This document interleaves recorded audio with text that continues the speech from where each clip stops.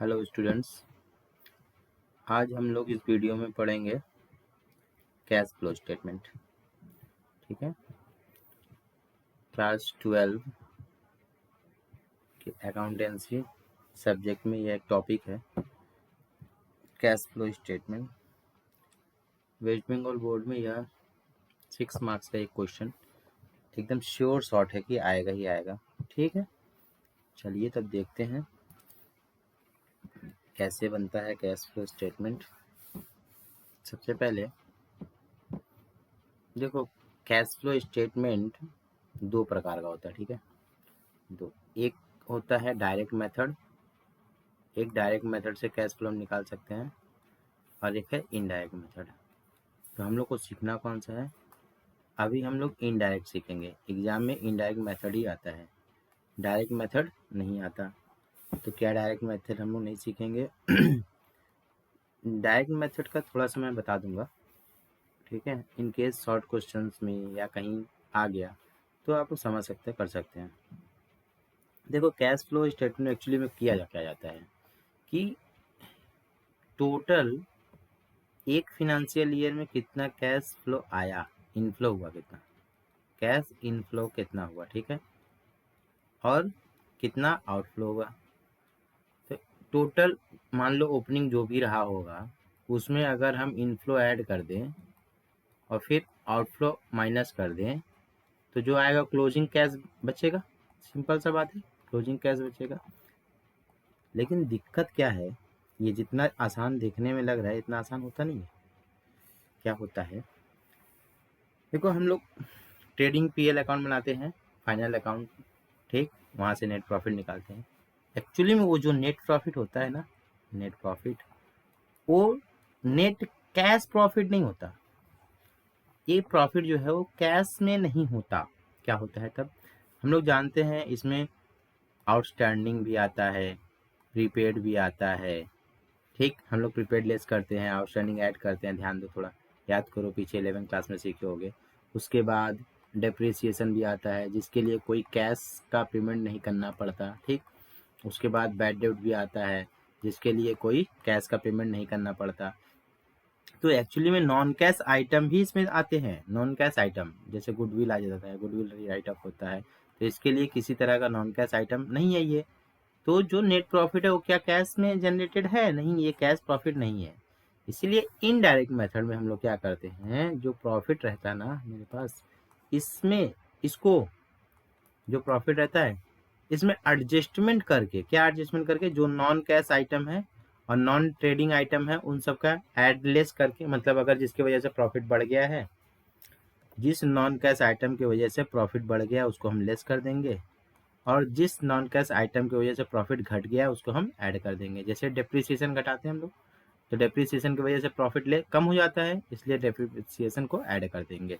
ठीक है, मोटा मोटा बात समझ में आया हम लोग क्यों ऐसा करते हैं, एडलेस, ये मतलब कि एडजस्टमेंट क्यों करते हैं? क्योंकि प्रॉफिट जो होता है non cash item, pure cash item नहीं है, इसमें बहुत सारा नॉन कैश आइटम भी इंक्लूडेड रहता है जिसको हम लोग एडजस्टमेंट करके निकाल देंगे। उसके बाद जो प्रॉफिट बचेगा वो कैश प्रॉफिट बच जाएगा। ठीक है, तो इस पूरे कैश फ्लो स्टेटमेंट को ना 3 पार्ट में डिवाइड किया गया है। क्या क्या? पहला पार्ट है ये cash flow from operating activity.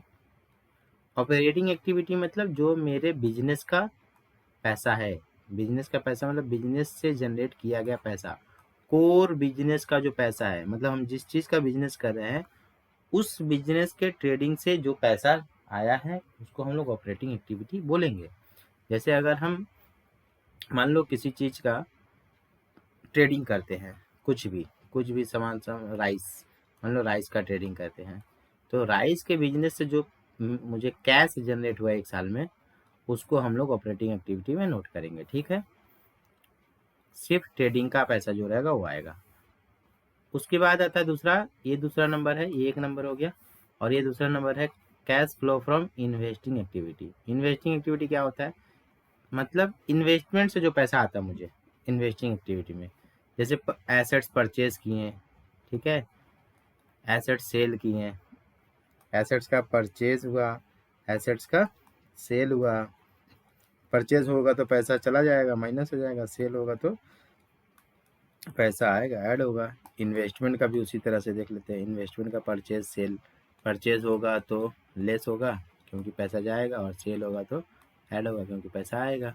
इसको अभी डिटेल्स में बताएंगे, ठीक है। तो पहला ऑपरेटिंग एक्टिविटी, दूसरा हो गया क्या, investing activity, and third one is financial activity, cash flow from financial activity, ये तीसरा नंबर है। इसमें क्या आता है, जैसा कि नाम से पता चला फाइनेंशियल एक्टिविटी। तो फाइनेंशियल एक्टिविटी में क्या आता है, जहाँ से हम फाइनेंस करवाते हैं। फाइनेंस करवाने का मतलब जहाँ से हम कैपिटल के लिए पैसा अरेंज करते हैं, जैसे कि इक्विटी शेयर, ठीक है, प्रेफरेंस शेयर, उसके बाद लोन, ठीक है, उसके बाद डिवेंचर्स, ठीक है। तो अगर हम शेयर इशू किए तो क्या होगा, ऐड होगा। अगर रिडीम किए तो क्या होगा, लेस होगा। प्रेफरेंस शेयर का भी सेम कहानी। लोन का भी, अगर लोन लिया गया है, टेकन है, तो पैसा आ गया, ऐड होगा। लोन पेड हो गया तो पैसा चला गया। डिवेंचर इशू किए तो पैसा आ गया, और डिवेंचर रिडीम किए तो पैसा चला गया, लेस हो जाएगा। समझ में आ गया। डिविडेंड पेड करेंगे, डिविडेंड पेड करेंगे तो क्या हो जाएगा, यहाँ से पैसा चला जाएगा, ठीक है। तो ये सब फाइनेंशियल एक्टिविटी में आ गया। मतलब ऑपरेटिंग एक्टिविटी में क्या, ट्रेडिंग पीएल का जो है मेरा, वो इन्वेस्टिंग में क्या, एसेट से रिलेटेड, मतलब एसेट्स का परचेज सेल देखेंगे। और फिनेंशियल में का जो कैपिटल वाला पोर्शन होता है, like equity share, preference share, loan, debenture, ये सारा, ठीक है, फाइनेंस वाला पार्ट। वहाँ से कितना आया कितना गया उसको देखेंगे, ठीक है। अभी ये थोड़ा सा थीम में बता दिया, अब इसको डिटेल्स में देखते हैं हम लोग। देखो, सबसे पहले हम लोग ऑपरेटिंग एक्टिविटी को देखेंगे, ठीक। चलो, ये रहा ऑपरेटिंग एक्टिविटी, ध्यान से देखिए। तो एक नंबर है cash flow from operating activity, ठीक। सबसे पहले लिखेंगे प्रॉफिट ड्यूरिंग द ईयर। ये वही प्रॉफिट है जो ट्रेडिंग पीएल से निकल के आता है, ठीक है। मतलब इसमें अभी सारा एडजस्टमेंट करके आया होगा, नॉन कैश, नॉन ट्रेडिंग सब, ठीक है। ये लेकिन कैश, इसका मतलब ये कैश वाला प्रॉफिट नहीं है। जो प्रॉफिट है ड्यूरिंग द ईयर, ये प्योर कैश नहीं है, ये 1 ईयर का प्रॉफिट है, ठीक है। तो इसमें सबसे पहले हम लोग एडजस्टमेंट करेंगे क्या, एक्स्ट्रा ऑर्डिनरी आइटम का एडजस्टमेंट किया जाएगा, और इनकम टैक्स का क्या होगा। 3 चीज़ इसमें आता है जनरली। एक जनरल रिजर्व आता है, ये तीनों ऐड होगा। ट्रांसफर टू जनरल रिजर्व, मतलब ड्यूरिंग द ईयर जितना जनरल रिजर्व में ट्रांसफर होगा वो सब ऐड आ जाएगा। डिविडेंड प्रोपोज्ड, मतलब ड्यूरिंग द ईयर जितना प्रोपोज डिविडेंड है वो ऐड हो जाएगा।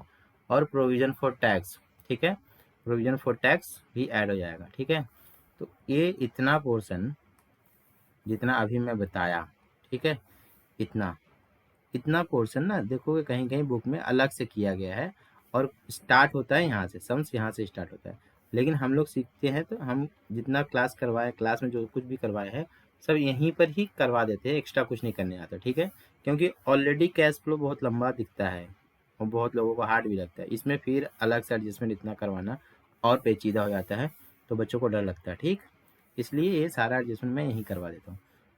अलग से किया जाता है तो क्या किया जाता है, कुछ नहीं। देखो ये पूरा पोर्शन उठा के इतना अलग, इसलिए मैं अलग से दिखा दिया। देखो क्या, प्रॉफिट ड्यूरिंग द ईयर कर दिए, उसके बाद transfer to general reserve, propose dividend और प्रोविजन फॉर टैक्स, ये सब ऐड होने वाला आइटम है, ठीक है। ऐड, सारा ऐड हो गया। ऐड होने के बाद यहाँ पर जो अमाउंट आएगा ऐड होके, यही वाला अमाउंट जो है वो यहाँ पर प्रॉफिट बिफोर टैक्स है, ये वाला अमाउंट।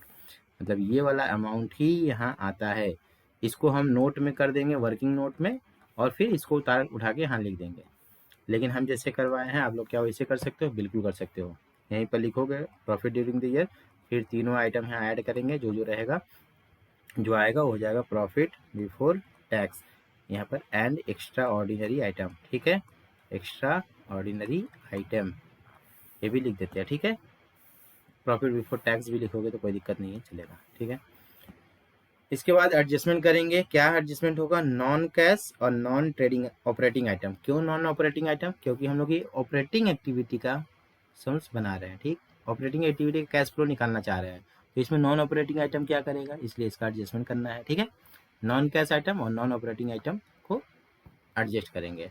तो ऐड में क्या क्या होता है, देखो ऐड में होता है डेप्रिसिएशन ड्यूरिंग द ईयर, जो फिक्स एसेट्स का डेप्रिसिएशन है उस सबको ऐड करेंगे। Preliminary expenses, discount on issue of debenture, discount on issue of share, मतलब जितना फिक्टिटियस एसेट्स होता है, मिसलिनियस एक्सपेंडिचर, ये सब का राइटिंग ऑफ अगर हुआ है तो उसको हम ऐड करेंगे। राइट ऑफ कैसे समझते हैं, राइट ऑफ हुआ है कि नहीं हुआ है? जैसे 2 ईयर का बैलेंस शीट दिया रहता है क्वेश्चन में, एक प्रीवियस एक करेंट। तो मान लो यहाँ पर जितना यहाँ पर 2000 रुपया है और करेंट में 1000 रुपया है, मतलब पिछले साल से 1000 कम हो गया, तो कम हो गया वही राइट ऑफ हो गया। जितना कम हो गया वही राइट ऑफ हो गया। जितना कम होगा क्या क्या चीज़, preliminary expenses, discount of debenture और discount of issue of share, जितना अमाउंट डिक्रीज हुआ रहेगा उसको हम ऐड कर देंगे यहाँ पर। ठीक है, ये कहाँ देखने को मिलता है? ये सारा आइटम बैलेंस शीट के एसेट साइड में देखने को मिलता है। सारा आइटम बैलेंस शीट के एसेट साइड में देखने को मिलता है, लेकिन न्यू बैलेंस शीट में ये आइटम कहाँ पर देखने को मिल सकता है? ऊपर कैपिटल से माइनस का, मतलब जो रिजर्व एंड सरप्लस वाला पार्ट होता है उसमें लेस भी करके लिखा रहता है, देखना। ठीक है, तो 2 जगह ध्यान देना है। कहाँ कहाँ? एक तो रिजर्व एंड सरप्लस से लेस हुआ रहेगा, नहीं तो बैलेंस शीट के करेंट एसेट्स में लिखा रहेगा। इसके बाद goodwill written off, goodwill, patent, trademark, amortized, amortize मतलब वही रिटर्न ऑफ, ठीक है, मतलब डेप्रिसिएट। तो गुडविल का भी सेम अमाउंट, प्रीवियस ईयर का जितना भी है, मान लो 20,000 है और करंट ईयर में हो गया 15,000, मतलब गुडविल राइट ऑफ कितना हो गया? 5,000। अब मन में क्वेश्चन आ रहा होगा, सर ऐड अगर ये बढ़ जाएगा तो अभी नीचे आएगा इन्वेस्टिंग में, बताते हैं क्या होगा। ठीक है, अभी खाली माइनस वाला समझेंगे। इसको डाउट में मत रखना कि बढ़ जाएगा, ये बढ़ना बहुत थोड़ा मुश्किल है, तुम लोग को नहीं आएगा ये बढ़ने वाला केस। देखो एक्चुअली में ये बढ़ता कब है? जब कोई न्यू शेयर फिर से इशू किया गया या डिवेंचर इशू किया गया, तभी डिस्काउंट बढ़ेगा। नहीं तो डिस्काउंट 1 साल में क्रिएट होता है और उसको 4 साल 5 साल 6 साल में राइट ऑफ करते हैं, तो बढ़ कैसे सकता है? तो घटते जाएगा ना ईयर बाई ईयर। इसके बाद देखो interest paid on short term and long term borrowings, जो यहाँ पर ज़्यादातर डिवेंचर इंटरेस्ट ही आता है, जो हम लोग कभी कभी इग्नोर भी कर देते हैं, डिवेंचर इंटरेस्ट। ठीक है, यहाँ पर जो ये ऐड हुआ ये बाद में फाइनेंशियल में जाके लेस भी होगा। ये डिवेंचर इंटरेस्ट अभी ऐड होगा, फिर बाद में फाइनेंशियल में जाके लेस भी होगा। अब यहाँ पर एक क्वेश्चन आएगा कि सर डिवेंचर इंटरेस्ट कैसे ओपनिंग पे कैलकुलेट करेंगे कि क्लोजिंग पे? मान लो ये ओपनिंग है, ये क्लोजिंग है, मतलब ये प्रीवियस ईयर है, ये करंट ईयर है। डिवेंचर का अमाउंट यहाँ पर कुछ दिया हुआ है, मान लो यहाँ पर 1 लाख दिया हुआ है, यहाँ पर 2 लाख दिया हुआ है, मतलब 1 लाख बढ़ गया ना नया। तो 1 लाख कब बढ़ा? अगर डेट पता है तो बहुत अच्छा, डेट नहीं पता है तो हम लोग सिर्फ क्या करेंगे? ओपनिंग पर ही करेंगे। 1 लाख के ऊपर ये ओपनिंग वाला बैलेंस है ना, इसी का परसेंटेज निकालेंगे इंटरेस्ट का। इंटरेस्ट कहाँ? जो डिवेंचर के पहले ऐसे परसेंट लिखा रहता है ना, वही रेट होता है। देखोगे 9% डिवेंचर। ठीक है, तो इस 1 लाख का 9% ही निकाला जाएगा अगर डेट नहीं पता है। ठीक है, और डेट पता है अगर, तो यहाँ पर हम अगर डेट नहीं पता क्या एज्यूम किए? इसका मतलब हम ये एज्यूम कर लिए कि जो 1 लाख इंक्रीज हुआ ये लास्ट डेट पे हुआ, लास्ट डेट पे हुआ तो उसका कोई इंटरेस्ट नहीं बनता। ठीक है, तो ये वाला डेट का ही खाली इंटरेस्ट कैलकुलेट होगा, इस वाले अमाउंट का। ठीक है, ओपनिंग का। और अगर डेट पता है, मान लो ये डेट पता है, ये इंक्रीज हुआ है जब, उसके बाद अभी 6 महीना बाकी है ईयर ख़त्म होने में। कब? मान लो 1 जुलाई को इंक्रीज हुआ और 31 दिसंबर को ईयर ख़त्म होता है, डेट दे दिया 1 जुलाई, तो इसके ऊपर 6 मंथ का कैलकुलेट होगा और इसके ऊपर पूरे ईयर का। ठीक है, इतना कॉम्प्लिकेशन आता नहीं है, अगर आ गया तो मैं इसलिए बता दूँ। ठीक है, इसके बाद देखो इंटरेस्ट पेड ऑन हो गया। Interest paid on bank overdraft same similar है, जैसे डिवेंचर का हुआ वैसे ही एकदम सेम होगा। Loss on sale of fix assets, fix asset बेच के अगर लॉस होता है तो भी ऐड होगा। Increase in provision for doubtful डेब्ट, पीबीडीडी अगर बढ़ जाता है, ठीक है, मतलब ओल्ड जितना है उससे बढ़ जाता है, या फिर ओल्ड नहीं है क्रिएट होता है, एक ही बात हुआ तब भी बढ़ ही गया हो। ओल्ड में 0 था, न्यू में 1000 हुआ, 1000 बढ़ गया, पीबीडीडी यहाँ पर ऐड हो जाएगा। ठीक है, क्योंकि ये नॉन कैश आइटम है, हम प्रोविजन क्रिएट कर रहे हैं तो उसके लिए किसी को पैसा थोड़ी ना देना है, तो इतना सारा आइटम ऐड होने वाला है। ठीक है, क्या क्या ऐड होने वाला है एक बार रिपीट करते हैं। Goodwill written off, patent written off, trademark written off. Written off मतलब एमोटाइज और depreciate, preliminary expenses, discount, debenture write off, debenture depreciation charge. इसके बाद interest on long term borrowings और short term borrowings like interest on debenture. इसके बाद interest paid on bank overdraft, loss on sale of assets. ध्यान देना है यहाँ पर लॉस ऐड हो रहा है, लॉस क्यों ऐड हो रहा है देखो, ध्यान दो, पीएल है ये, हम लोग जानते हैं लॉस इधर लिखा जाएगा, तो इसकी वजह से भाई नेट प्रॉफिट तो घट गया। इधर अगर हम लिखते हैं लॉस तो नेट प्रॉफिट कम हो जाएगा, क्योंकि हम इधर ऐड करते हैं इधर लेस करते हैं। तो इसको लेस करने के बाद नेट प्रॉफिट घट गया है। अभी मैं बताया था कि अगर जिसकी वजह से घट गया है उसको ऐड कर देंगे, तो ऐड करने से फिर नेट प्रॉफिट बढ़ जाएगा। ठीक है, इसके बाद लेस में क्या क्या आएगा, इंटरेस्ट इनकम। तो ये इंटरेस्ट जो है एक्चुअली में नॉन ऑपरेटिंग आइटम है। क्या मतलब, जैसे हम बैंक में पैसा रखे हैं या कहीं इन्वेस्ट किए हैं, उसका इंटरेस्ट मिल रहा है, तो मेरे बिजनेस का इनकम थोड़ी ना है, ये नॉन ऑपरेटिंग आइटम है। ठीक है, जो हम लोग टैक्स में इनकम फ्रॉम अदर सोर्सेज जिसको देखते हैं वही है, ये ऑपरेटिंग का नहीं है, इसलिए इसको लेस कर देंगे। इसके वजह से प्रॉफिट बढ़ गया था, जो कि बिना ऑपरेटिंग एक्टिविटी का प्रॉफिट बढ़ गया था, इसीलिए इसको लेस करके हम लोग ऑपरेटिंग एक्टिविटी का प्रॉफिट निकालने का कोशिश करते हैं। एकदम सिमिलर है डिविडेंड भी इनकम, ये भी क्या है, डिविडेंड, मतलब हम कहीं इन्वेस्ट किए तो उसका डिविडेंड मिला है, ये भी नॉन ऑपरेटिंग इनकम है, इसको भी लेस करना होगा। रेंटल इनकम, मतलब हम कोई प्रॉपर्टी लेट आउट करके रखे हैं जिसका रेंट मिलता है, हमको भाड़ा मिलता है, ठीक है, तो ये भी नॉन ऑपरेटिंग इनकम है, इसको भी लेस कर देंगे। गेन या profit on sale of asset, देखो यहाँ पर देखे थे लॉस जो था वो ऐड होता था और गेन जो है वो लेस होगा, क्योंकि गेन होने की वजह से नेट प्रॉफिट बढ़ गया होगा ना, ये वाला नेट प्रॉफिट बढ़ गया होगा, जिसको हमको घटा के एडजस्ट करना है। ठीक है, क्योंकि हमको ऑपरेटिंग एक्टिविटी का प्रॉफिट निकालना है। इसके बाद ऑपरेटिंग, ये सारा करने के बाद decrease in provision for bad डेब्ट, यहाँ पर देखिए इंक्रीज जो था पीबीडीडी का ऐड होता है और डिक्रीज जो है वो लेस होता है। अगर पीबीडीडी डिक्रीज हो गया या फिर ऑल डेटर्स आर गुड ऐसे लिख दिया तो क्या हो जाएगा, फिर जानते हो क्या होगा, हो जाएगा लेस। ठीक है, इसके बाद देखिए ये सब एडलेस करने के बाद ये जो आएगा इसका नाम क्या हो जाएगा, operating profit before working capital changes. ये एडजस्टमेंट सारा होने के बाद ये क्या हो जाएगा, operating profit before working capital changes. अभी ये सारा काम पहले वाले ही कॉलम में चल रहा है। ठीक है, अब यहाँ पर ऑपरेटिंग प्रॉफिट के बाद यहाँ पर वर्किंग कैपिटल का एडजस्टमेंट होगा। वर्किंग कैपिटल का एडजस्टमेंट मतलब वर्किंग कैपिटल में दो चीज़ आता है, क्या क्या दो चीज़ आता है, करेंट एसेट्स आता है, करेंट लायबिलिटी आता है। अगर करेंट एसेट्स अगर इंक्रीज हो रहा है, ठीक है, इंक्रीज हो रहा है, करेंट एसेट्स अगर इंक्रीज हो रहा है, इसको हम लोग करेंगे लेस। क्यों लेस करेंगे, देखो करेंट एसेट्स इंक्रीज होने का मतलब ये होता है कि हम क्या किए हैं, करेंट एसेट बढ़ गया, चलो हम बताते बाद में इसको। करेंट एसेट्स इंक्रीज होगा तो लेस होगा, करेंट लायबिलिटी अगर इंक्रीज होगा तो क्या होगा, ऐड होगा। ठीक है, ठीक, और करेंट एसेट्स अगर डिक्रीज होगा तो क्या होगा, ऐड होगा। मतलब देखो करंट एसेट्स उल्टा हो रहा है, डिक्रीज होने से प्लस, इंक्रीज होने से माइनस, लेकिन करंट लायबिलिटी में क्या हो रहा है, सीधा ही हो रहा है, डिक्रीज होने से माइनस और इंक्रीज होने से प्लस। ठीक है, बस इतनी सा बात याद रखना। अब करंट एसेट्स में क्या क्या आता है, करंट लायबिलिटी में क्या क्या आता है, इतना पता होना चाहिए। थोड़ा सा मैं फिर भी बता देता हूँ, देखो डेटर आता है, इन्वेंट्री मतलब कि स्टॉक आता है, बिल रिसीवल आता है, प्रीपेड प्रीपेड एक्सपेंसेस आता है। ठीक है, और इसमें ध्यान रखना कैश बैंक आता है बट यहाँ नहीं लेना, कैश बैंक आता तो है लेकिन यहाँ नहीं लेना, कैश फ्लो में यहाँ नहीं लेना है। ठीक है, करंट लायबिलिटी में क्या कहता है, क्रेडिटर आता है, बिल्स पेबल आता है, आउटस्टैंडिंग एक्सपेंसेस आता है। ठीक है, और क्या आता है, प्री रिसीव इनकम भी आता है, प्री रिसीव इनकम। ठीक है, ये सारा करंट लायबिलिटी में आता है।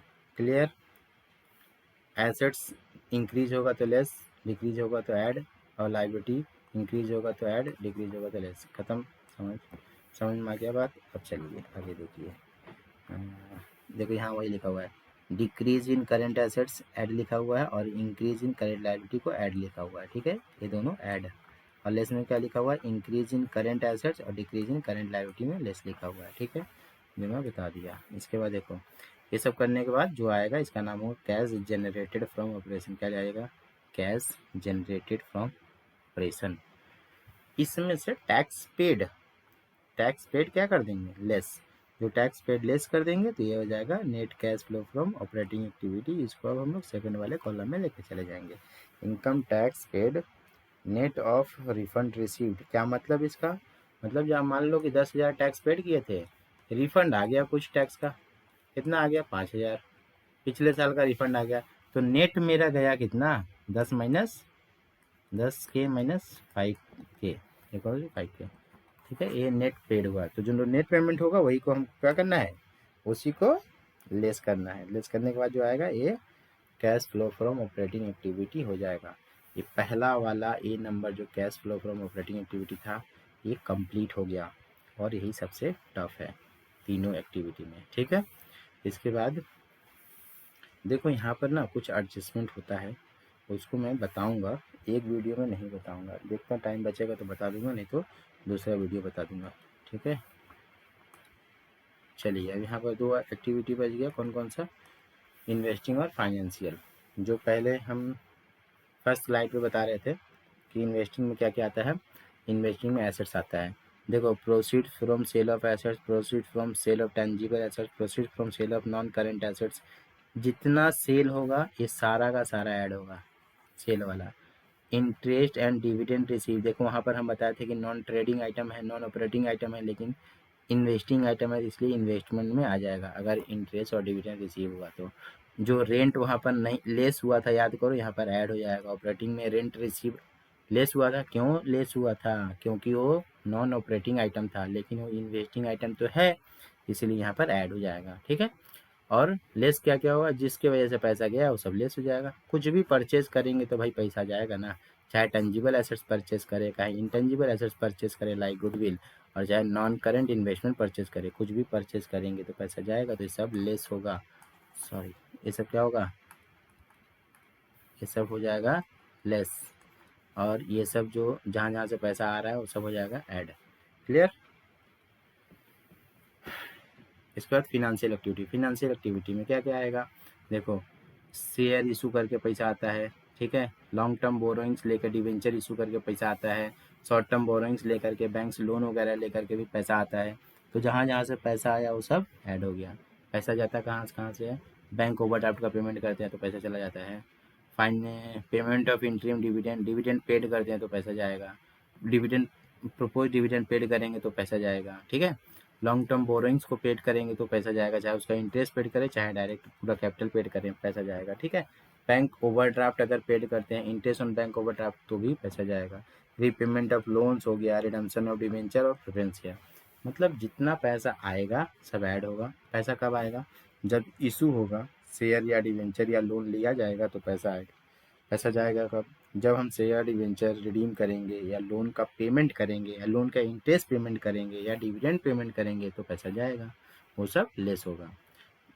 जो जो ऐड होना है सब यहाँ पर लिखा हुआ है, यहाँ पर ना ऐड वाला लिखा नहीं, देखो ये सब ऐड वाला लिखा नहीं है भाई, ये वाला है ऐड, लिख लेना, यह सब ऐड है, लेस यहाँ से है, ठीक है।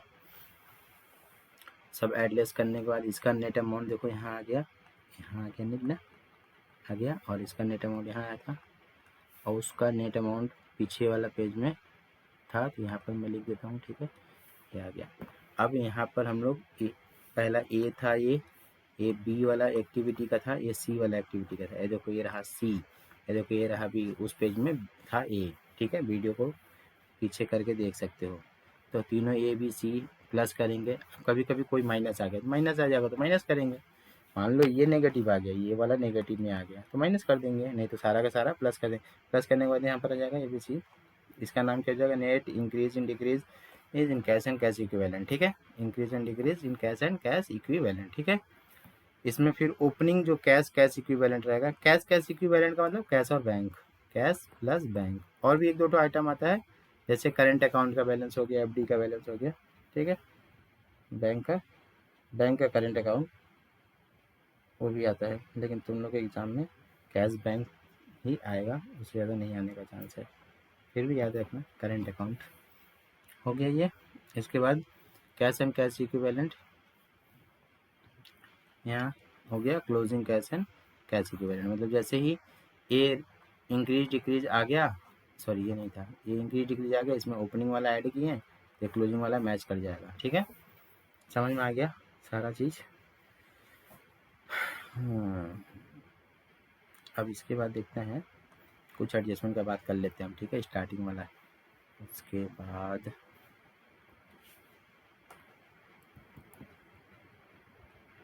ये था ऑपरेटिंग ना, हाँ यहाँ पर देखो, चलो ध्यान देना, ये जो डिविडेंड का और टैक्स के बारे में अच्छा पहले मैं इसके बारे में भी कर लूँ, जनरल रिजर्व के बारे में, ठीक है।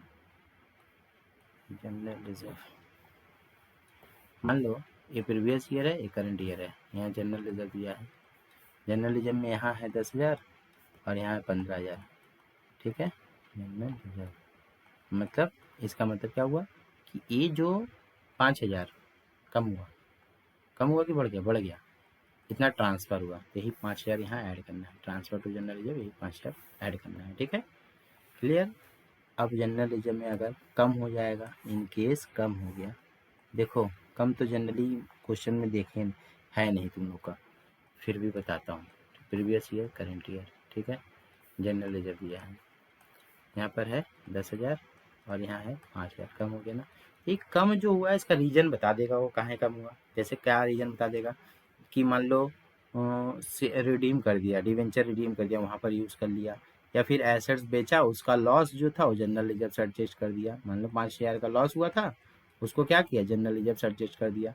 तब वो 5,000 का लॉस जो रहेगा वो यहाँ पर हमको कहाँ नहीं करना पड़ेगा, जो बैलेंस शीट हम बनाते हैं, एडजस्ट एसेट्स अकाउंट बनाते हैं ना डेप्रिसिएशन निकालने के लिए, वहाँ पर हम लोग पीएल लिखते हैं ना, तब ये वाला एडजस्टमेंट यहाँ नहीं जाएगा।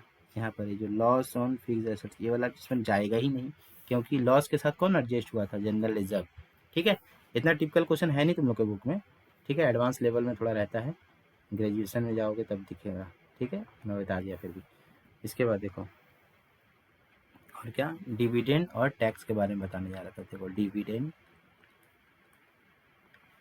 टैक्स एंड टैक्स, देखो डिविडेंड दो होगा, 2 पॉइंट याद रखना, एक प्रोपोज्ड अलग होगा और एक पेड अलग होगा, ठीक है।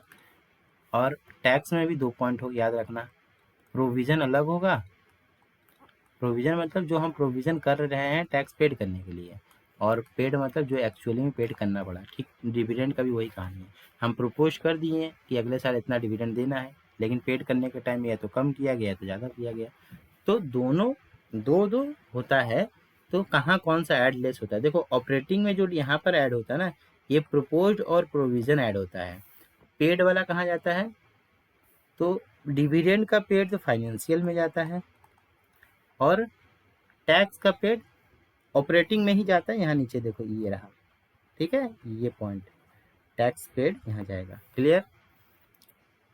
अब देखो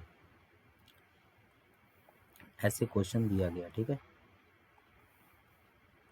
ये लायबिलिटी साइड में होता है, ये मान लो 2024 का दे दिया, ये प्रीवियस ईयर, 2025 का क्वेश्चन में ऐसे देता है, यहाँ लिखा है प्रोपोज डिविडेंड, प्रोपोज्ड डिविडेंड, और यहाँ लिखा है प्रोविजन फॉर टैक्स, अब समझना बात, और नीचे कोई एडजस्टमेंट नहीं है, नो एडजस्टमेंट, कोई एडजस्टमेंट नहीं है, जो अमाउंट यहाँ है, यहाँ भी कुछ अमाउंट है, और यहाँ भी कुछ अमाउंट है, और यहाँ भी कुछ अमाउंट है, ठीक है, जो करंट ईयर का होगा, करंट ईयर का वो ऑलवेज या तो ये डिविडेंड रहेगा तो प्रोपोज्ड होगा, ये रहेगा प्रोविजन। देखो हम प्रोविजन करेंगे, इस साल करेंगे अगले साल के लिए, इसलिए प्रोविजन हमेशा करंट ईयर वाला होगा, और पिछले साल जो हम प्रोविजन किए थे उसको इस साल पेड करना है, तो ये जो पिछले साल वाला होगा वो पेड वाला अमाउंट होगा, मतलब ये दोनों कॉलम जो ये जो प्रीवियस ईयर का डेट है, इसमें डिविडेंड जो दिया गया है ये क्या है, एक्चुअली में पेड है, और ये टैक्स जो दिया गया ये भी पेड है, और प्रोविजन कौन सा है, ये करंट ईयर वाला। तो यहाँ पर जो ऊपर में ऐड होगा, इस कॉलम में जो लिखा रहेगा उसको हम ऐड करेंगे, इस कॉलम में जो लिखा रहेगा उसको ऐड करेंगे, इस कॉलम में जो लिखा रहेगा करंट ईयर में उसको ऐड करेंगे, और पेड करते समय जैसे टैक्स पेड है ना ये, तो इस कॉलम में जो लिखा रहेगा उस अमाउंट को पेड करेंगे, और ये इसको भी हम पेड करेंगे, हाँ फाइनेंशियल एक्टिविटी में, तो ये वाला अमाउंट को पेड करेंगे, ठीक है, क्लियर। ये तो बात रहा कि जब क्या नहीं रहेगा, कोई एडजस्टमेंट नहीं रहेगा। अब दूसरा सीन ये बन सकता है कि मान लो क्वेश्चन में यहाँ बैलेंस शीट में है ही नहीं, डिविडेंड और टैक्स क्या है, नहीं है, नहीं है, है ही नहीं, डिविडेंड टैक्स यहाँ नहीं दिया, सिर्फ एडजस्टमेंट में दिया है, फर्दर इन्फॉर्मेशन में दिया है, क्या दिया है, एक सिंगल अमाउंट, चाहे डिविडेंड पेड बोल के दे दे और चाहे प्रोपोज बोल के दे दे, या तो प्रोविजन फॉर टैक्स बोल दे, या डिविडेंड पेड बोल दे, या इसको भी पेड बोल दे, इसको प्रोपोज बोले, कुछ भी बोल दे। मेरा कहने का मतलब चाहे प्रोविजन बोले चाहे पेड बोले, चाहे प्रोपोज बोले चाहे पेड बोले, यही सिंगल अमाउंट एक ही ना है, यही अमाउंट दोनों जगह जाएगा।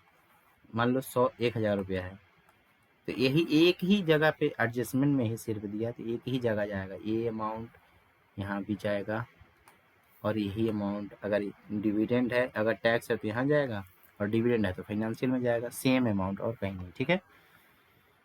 थर्ड केस क्या बनता है? थर्ड केस ये बन सकता है कि अरे यार, मान लो यहाँ भी दिया है, शॉर्ट में लिख दें, ये है प्रोपोज डिविडेंड, ये प्रोविजन फॉर टैक्स। ठीक है। यहाँ अमाउंट भी दिया है, कुछ भी दिया है 10,000, यहाँ दिया है 5,000, यहाँ दिया है 7,000, यहाँ दिया है 8,000, और नीचे एडजस्टमेंट में भी दिया है। क्या दिया है एडजस्टमेंट में? कुछ भी दिया है, या तो पेड दिया है या तो प्रोविजन दिया है। ठीक है। तो क्या करेंगे अब इस सिचुएशन में हमको ना एडजस्टमेंट करना पड़ेगा और अकाउंट बनाना पड़ेगा। ठीक है। चलिए अकाउंट कैसे बनता है, देखो दोनों का अकाउंट सेम बनता है, ध्यान दो ना, चाहे टैक्स का हो चाहे डिविडेंड का हो, सेम अमाउंट बनेगा। इधर हम लिखेंगे बैलेंस,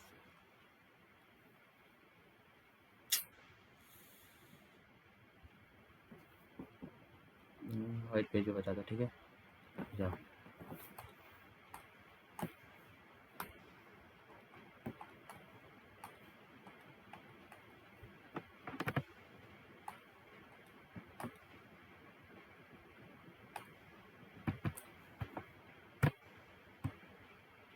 ये व्हाइट पेज पे हम लोग देखते हैं। ठीक है। देखो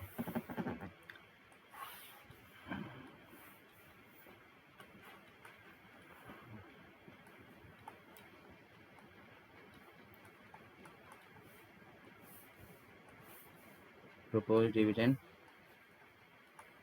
प्रोविजन, टैक्स। ठीक है। ये है 1,000, ये है 500, ये है 2,000, और ये है 1,000। ठीक है। और नीचे एक दिया है dividend paid 800 provision for tax, provision for tax. अब देखो क्या होगा, कुछ नहीं, अब हमको करना पड़ेगा, अकाउंट बनाना पड़ेगा। ये कलर लेता हूँ। ठीक है। अकाउंट बना दिया हम। ठीक ठीक है।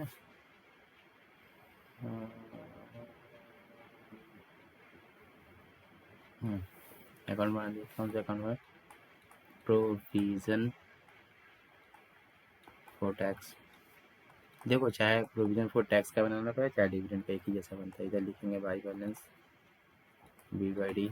इधर कौन सा बैलेंस आएगा? ये ओपनिंग वाला, मतलब टैक्स का बना रहे ना, तो ये वाला अमाउंट आ जाएगा। कितना आ जाएगा? 2,000 ओपनिंग वाला। तो यहाँ आ जाएगा टू बैलेंस C/D, यहाँ आ जाएगा क्लोजिंग वाला, कितना? 1,000। अब इसके बाद अगर पेड रहेगा तो यहाँ आएगा टू बैंक, पेमेंट वाला अमाउंट इधर आएगा, पेड रहेगा तो, मतलब यहाँ अगर पेड दिया है तो यहाँ आएगा, और अगर प्रोविज़न दिया है तो यहाँ आएगा YPL बोल के। जैसे टैक्स बना रहे थे, यहाँ पर प्रोविज़न दिया है, अमाउंट कितना नहीं लिखे हम, लिख लो अमाउंट 1,000 लिख लो। ठीक है। तो प्रोविज़न फॉर टैक्स दिया था ना 2 नंबर में, यहाँ पर लिख देंगे प्रोविज़न फॉर टैक्स PL। ये न्यू प्रोविज़न हुआ, क्या हुआ? न्यू प्रोविज़न हुआ। ठीक है। अब बैलेंस करेंगे, इसको जोड़ेंगे 3,000 हुआ, और इसको 1,000 घटा देंगे तो यहाँ 2,000 बचेगा। तो पेड ये हो गया, प्रोविज़न ये हो गया, मतलब जहाँ प्रोविज़न का काम है वहाँ ये वाला अमाउंट लिखेंगे, जहाँ पेमेंट का काम है यहाँ। क्या मतलब? ऑपरेटिंग में ऊपर में ऐड ये वाला होगा, ऑपरेटिंग में नीचे जो लेस होता है ऐड लेस ये वाला होगा। समझ में आ गया? इसी तरह से उसका भी अकाउंट बनाना है। किसका? प्रोविजन प्रोपोज डिविडेंड का। ऐसे बनेगा, देखो प्रोपोज डिविडेंड का, प्रोपोज डिविडेंड का अकाउंट कब बनाना है? जब इधर भी दिया रहेगा बैलेंस शीट में भी और एडजस्टमेंट में भी, तभी अकाउंट बनाना है, नहीं तो पीछे में केस बता दिया कैसे करना था। Balance B/D to balance C/D। यहाँ पर देखो प्रोविजन फॉर डिविडेंड का ओपनिंग बैलेंस कितना है डिविडेंड का? 1,000, यहाँ लिखो 1,000। क्लोजिंग बैलेंस कितना है यहाँ पर? 500, यहाँ लिखो 500। यहाँ डिविडेंड पेड है कि प्रोपोज्ड है? प्रोपोज्ड है। ये क्या लिखा है? नहीं, पेड है, पेड, PAID है, ये पेड है, पेड है, ठीक है। पेड है तो किधर जाएगा? अभी मैं बताया, इधर जाएगा, टू बैंक करके पेड में जाएगा 800 रुपया, ठीक है। अब बैलेंस किधर बच रहा है? देखो इधर बाई बैलेंस जो बचेगा PL हो जाएगा, न्यू प्रोपोज्ड हो जाएगा, ये प्रोपोज्ड हो जाएगा, ठीक है। कितना? 8 5 1300, यहाँ बचेगा 300, मतलब ये प्रोपोज्ड हो गया तो ऑपरेटिंग में जाके ऐड हो जाएगा, और पेड हो गया तो फाइनेंशियल में जाके लेस हो जाएगा, ठीक है। फाइनेंशियल में लेस होगा, ये ऑपरेटिंग में ऐड होगा, काम खत्म। समझ में आ गया? सारा एडजस्टमेंट बता दिया मैं, ठीक है। एक अकाउंट और समझ लो, एसेट्स अगर कभी सेल होता है तो एसेट्स का अकाउंट कैसे बनेगा?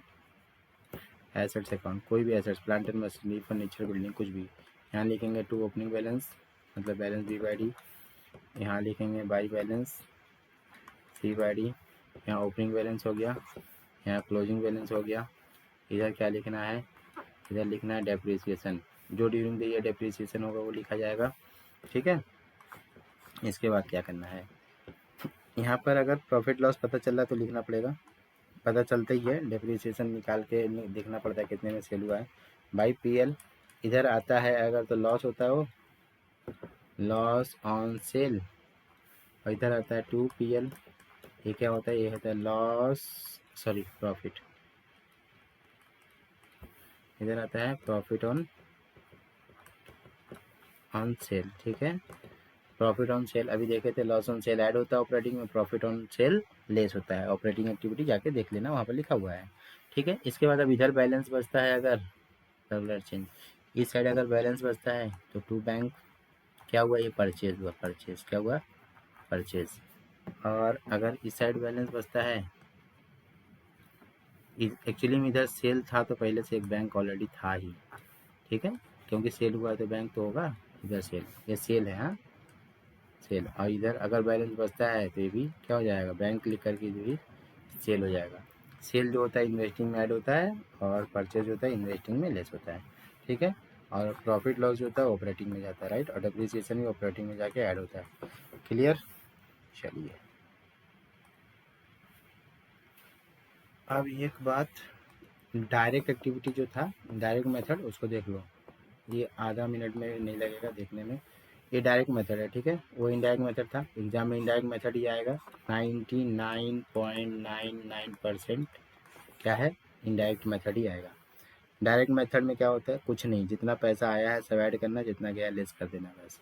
जैसे कहाँ से ऑपरेटिंग एक्टिविटी में कहाँ से पैसा आएगा? सेल से आएगा, सिंपल बात, सेल से आएगा, कलेक्शन फ्रॉम डेटर से आएगा। अब कलेक्शन फ्रॉम डेटर नहीं है तो इसीलिए हो सकता है कि डेटर अकाउंट बनाना पड़े, prepare debtor account, debtor account बना करके वहाँ से कलेक्शन निकालते हैं हम लोग, ठीक। तो दोनों हो गया। इसके बाद पर पैसा जाएगा कहाँ से? परचेजेज, अगर रॉ मटेरियल परचेज किए हैं, केटर को पेड किए हैं तो पेमेंट हो जाएगा, वो लेस हो जाएगा। परचेज किए हैं या पेड किए हैं केटर को, केटर का पेमेंट का पैसा नहीं पता चल रहा है तो केटर अकाउंट बनाना पड़ेगा, डिटेल्स दिया रहेगा, केटर अकाउंट बना लेंगे। तो ये जो आएगा कैश फ्रॉम ऑपरेटिंग एक्टिविटी आ जाएगा, ये वाला अमाउंट देखो, ठीक है। इसके बाद इनकम टैक्स पेड है तो लेस कर देंगे, तो लेस करने के बाद cash flow before extra ordinary item हो जाएगा। फिर एक्स्ट्रा ऑर्डिनरी आइटम से एड लेस जो भी रहेगा वो कर लेंगे। एक्स्ट्रा ऑर्डिनरी आइटम जैसे इंटरेस्ट रिसीव हुआ, ठीक है, इंटरेस्ट पेड हुआ, ये सब कुछ भी आया, शेयर से पैसा आया या गया, रिडीम किए, तो वो सब यहाँ पर अगर आ रहा है तो ऐड होगा, जा रहा है तो लेस होगा। वो तो नाम देखने से ही पता चल जाएगा कि पैसा आ रहा है कि जा रहा है। बस आ रहा है तो ऐड करेंगे, जा रहा है तो लेस करेंगे, खत्म हो जाएगा, बस यही हो गया कैश फ्लो, और कुछ नहीं करना, डायरेक्ट मेथड यही है, ठीक है, यही डायरेक्ट मेथड होता है। ये वीडियो इतने ही रहेंगे, इसका सम्स जब मैं बताऊँगा, थोड़ा एक दो सम्स बताया जाएगा तो समझ में आ जाएगा डिटेल्स, जिसको थोड़ा बहुत डाउट होगा एग्जाम से पहले सम्स मिल जाएगा उसको, ठीक है। लेकिन प्रैक्टिस करते रहो, टेस्ट पेपर सॉल्व करते रहो,